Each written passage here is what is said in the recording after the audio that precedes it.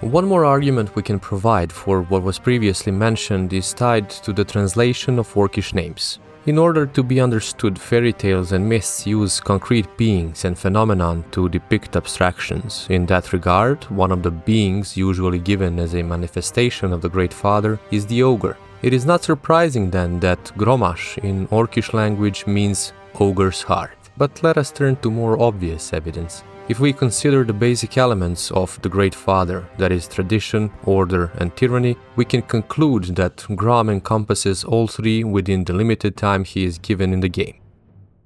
As for tradition, this was already commented on in the previous chapter. Hellscream re-establishes the logic of life from Azeroth in the New World. We see that he is in conflict with humans, that he reproaches Thrall for avoiding combat, that he questions the hierarchy gradually forming, and that he is tormented by the demons of the past, that is, the negative, heavy burden of historical legacy. The simultaneous existence and actions of Grom and Thrall actually tell us that the new horde has not yet truly been created, meaning there is no clear, perfectly unifying culture, but rather two forces pulling in opposite directions, though they certainly intersect in a series of things.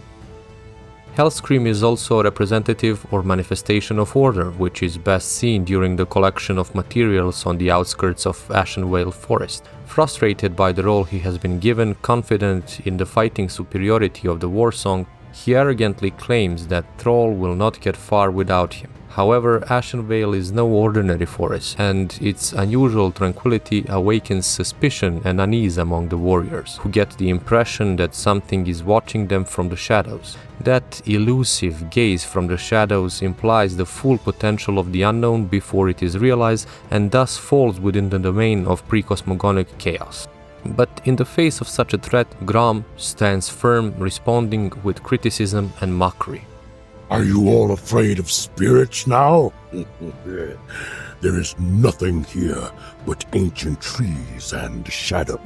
However, at that very moment we hear a self-assured, threatening female voice and laughter without a clear source and in an unknown language. Panic arises in the camp, work is halted and fear increasingly colors the voices of the warriors. Grom, however, remains unwavering. Still your tongue and get to work. The war chief's new settlement will require a great deal of lumber. This section of forest must be cleared. To clarify, the Great Father is the order that stands against chaos, the civilization built against nature, but with its help. He is a benevolent force that protects individuals from catastrophic encounters with what they do not yet understand. With the voice coming from the depths of the forest, we have confirmation of a literal misunderstanding of the phenomenon the orcs are encountering for the first time. However, through steel discipline, Grom prevents chaos and catastrophe, as death soon appears in the form of warrior women.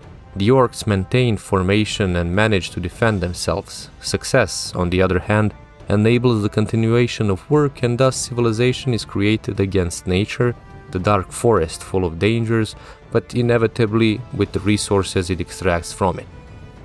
Interestingly, the orcs are shocked by the fact that they are facing women, but Grom's voice shows no trace of confusion or surprise. On the contrary, he positively comments on their combat prowess. He sees the similarity with elves of the old continent, drawing a parallel with previous experiences with a clear reference to the difference in height and savagery. The continued penetration into the depths of the forest results in an encounter with the Tree of Life, another phenomenon that causes some warriors to pause and suggest keeping a distance. Such caution, fear, or superstition once again awakens Hellscream's anger. Am I surrounded only by cowards? It's a tree, like any other. Cut it down! However, it turns out that the felled native of the forest is anything but an ordinary tree, just as the elven force he collided with is far from the notions Grom possessed. It is in fact life that sprouted from the seed of the world tree, known as Nordrassil, and is an obvious allusion to an archetypal symbol present in various cultures, and certainly connected by name to Norse mythology. Viewed in a broader context, the desecration of the Tree of Life is merely an overture to the Burning Legion's attack on the World Tree and foreshadows the destructive trajectory that Grom, along with his clan, has embarked upon. The potential destruction of Nordersil would erase the world's axis, returning all existence to the domain of the precosmogonic Dragon of Chaos. Be that as it may, what these scenes show us is the fact that, as the embodiment of the Great Father, Grom protects the community from the unknown. However, the world he has found himself in is not the one he came from. Thus, the attempt to reduce the incomprehensible depth of the unknown to the shallow categories of the known leads to the emergence of a challenge in the form of the forest demigod scenarios. The sudden manifestation of the destructive aspect of the Great Mother shatters a large portion of the Orcish settlement and forces the main body of troops to retreat. But escape is not possible, and the newly created situation brings the war song to the brink of destruction. And it is precisely from this seed that the tyrannical aspect of the Great Father emerges. However, before we turn to that, it would be worth saying a few things about the Great Mother.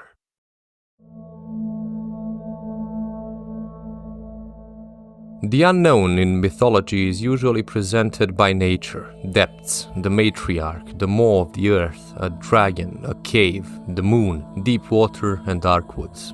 Elves are distinctly connected to nature and the forest. Leading them as a matriarch is Tyrande Whisperwind, a priestess serving Elune, the goddess of the moon and life, who is considered the mother of the semi-divine being that attacks the orcs. They refer to themselves as the Night Elves, reflecting their affinity for the moon and darkness. Although the elven society and the narrative surrounding their development far exceeds what is mentioned here, most of these details form the basic information present in this campaign, and the orcs in Ashen Vale are certainly not in a better situation than we are. However, in choosing materials for referencing, one segment of the story is particularly interesting and further supports the points made. To properly understand it, however, it is necessary to consider the relationship between the Ouroboros and the Great Mother. It is said that the Ouroboros is the source of everything, but while the separation of the Great Father from the place of origin is clear to us, this distinction might not be so obvious in the case of the Great Mother. This is because these figures often overlap, but the distinction lies in the fact that Ouroboros is the potential of the unknown as a thing itself, while the Great Mother is the realization of the unknown, or the unknown that a specific subject encounters in a specific situation. Previously given list of the manifestations of the Great Mother includes, among others, a dragon, while on the other hand we have mentioned that the dragon above the Dark Portal depicts Ouroboros. This is a concrete example of the difference between the manifestation of the unknown, the dragon as a subject or active force, and the potential of the unknown, the dragon as a statue, that is, an idea or symbol. Although in the Night Elves campaign we learn that the Burning Legion is not unknown to the representatives of this race, that they had already fought them and emerged victorious, it is only in the expansion called The Frozen Throne that we get a deeper view of the events from ancient times. We gain insights into the epic clash that resulted in the destruction of the old world and the flood caused by uncontrolled magical energies and the great sundering that occurred at the Well of Eternity. The deluge, which submerged 80% of the old landmass, split the world into two continents, Kalimdor and Azeroth as we know them in Warcraft 3, and in the process engulfed elfish cities. The dramatic energies of the Well, which were responsible for the evolution of the elves, paved the way for the flood, restoring the domain of the Ouroboros and destroying the once magnificent Elven Empire, over whose center, even during the events we describe, a great whirlpool rages. Although some of the elves remained in Kalimdor, others ended up in the deep waters of the ocean. However, this was not the end for them. The Great Mother, the realization of the unknown created through emancipation from the primordial soup of chaos, merges again with Ouroboros, the potential of the unknown, and the elves in the depths of the sea are transformed into Naga, serpent-like creatures, returning things to the starting point. This is exactly what we find in Peterson's work, where he states that the Great Mother should be regarded as a primary agent of the Serpent of Chaos, which can be seen lurking behind her, while she often adopts reptilian or bird-like features.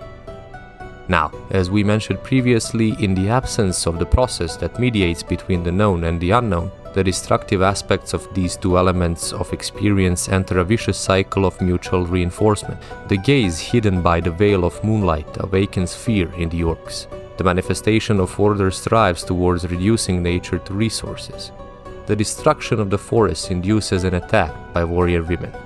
Civilization expands its own boundaries, entering more aggressively and deeply into the domain of the unknown. The dark abyss releases forces that bring civilization to the brink of collapse.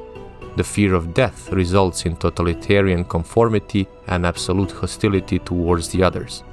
The juggernaut is unleashed, and thus we come to the last attribute of the Great Father, tyranny. So, due to Cenarius' attack, the organization of the Warsong clan teeters on the brink of collapse. Many lumber camps disappear under the assault of the elves, and Grom draws a line of defense along the banks of a nearby river. The front stabilizes temporarily because Cenarius stops in the depths on the other side, restoring the devastated lands. However, the current equilibrium is not sustainable in the long term, as the orcs have no chance in a war of attrition, nor if the demigod decides to personally attack the last stronghold. The fear of destruction and death is omnipresent. Ready to do anything to protect the Warsong and confident in his own strength, Grom drinks the corrupt waters of the nearby pool into which Manaroth had previously spilled his blood, thus closing the circle of symbolic unity with the tainted tradition that Gul'dan helped create. Hellscream is uninterested in the origins of the energies that the pool abounds in. He doesn't care whom the satyrs guarding it serve. He disregards the warnings of the trolls and dismisses the protests of some warriors who remind him of trolls' teachings. He remains firm in his belief that nothing can stop him from protecting his own. That belief entails the idea of skipping the developmental, that is, cognitive process, and destroying the unknown, and in that regard he remains consistent with both the original horde and the symbol of the maddened Great Father. Water grants the orcs supernatural abilities and allows them to strike with full force against Cenarius and the elves. The enraged warriors destroy everything in their path, and Grom entirely overlooks the fact that Cenarius knows who they are and where they come from, even though he clearly rejects the idea that they serve the demonic forces. The demigod's insistence that there is no difference between demons and orcs and that the idea of orcish freedom is ridiculous only further fuels Grom's rage. In the absence of the hero savior, the Great Father remains blind to the truth that by his own exclusivity he is suffocating his children. And just as the unknown, along with the threat it represents, is removed, a Hydra, Manaroth, appears before Grom. Only then does he realize that the unknown was a barrier to the demonic forces. Only then does he realize that he is enslaved by destructive urges. However, this realization comes too late, at the moment when Hydra, the dragon of the underworld, symbolically devours him. This is witnessed by Manaroth's voice, which gleefully reminds him, "Stupid, pitiful creature. I am the rage in your heart. I am the fury of your thoughts. I alone empowered you to bring chaos to this world, and by the endless void you shall." We should note here that the very existence of the Great Father implies the loss of absolute freedom, which cannot survive in the world of those who strive for security. Thus, every state necessarily limits freedom, but further efforts to expand safety do not mean that it will be achieved. Rather, that the space of freedom will be replaced by greater authoritarianism, often less capable of dealing with challenges. Striving to put an end to the threat of the unknown by drinking the black waters of chaos, Grom becomes a bloodthirsty beast, transforming the adaptive structure of the past, the accumulated knowledge of generations long gone, into a tyrannical yoke which reduces the diversity of reality to uniformity, killing every hint of freedom. Therefore, it stings hard when his active dimension, as opposed to the allegorical one, whimpers before the demon, "We are free." For once again, we realize that he is not a malevolent agent. The next time we encounter him in an allegorical form, Grom is no longer on the front lines with his warriors or workers. Surrounded by demonic guards, the Great Father sits on a throne high above the other representatives of the Warsong clan. There are no more trolls or other races in his ranks. His soldiers now charge even against their own kind. The tyrant rules with an iron fist over a scorched earth under a rain of comets of chaos, serving the demons of the past and removing everything in his way. The fear of death is transformed through manic struggle into hatred of everything different and finally of life itself. In the belly of the beast, enslavement under Manoroth, the orcs become what they were fleeing from: death, destroyers of life, part of the mindless mass of the Burning Legion. Hatred becomes the essence of their personality. Yet, the hero savior would not be what he is if he did not believe in the salvation and redemption.